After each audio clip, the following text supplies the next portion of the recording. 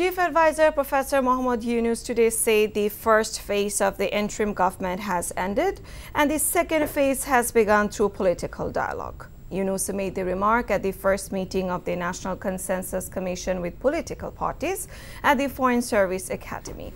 The meeting started at 3:20 p.m. with the 26 political parties on the recommendations submitted by the 6 key reform commissions. After a break, the press secretary Shofiqul Alam told reporters the schedule of the next national election will be determined by the July Charter.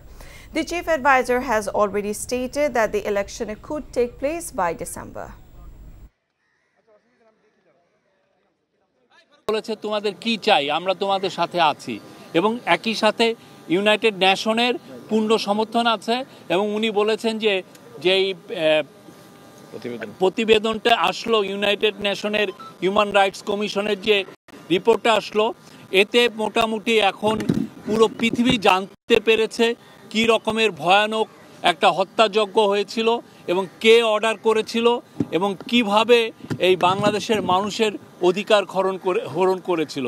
তো সেই থেকে আমরা সেই mass আপরাইজিংয়ের পরে নতুন যে বাংলাদেশ গড়তে চাচ্ছি সেই নতুন বাংলাদেশের সাথে পুরো পৃথিবী এবং বাংলাদেশের সবাই আছে।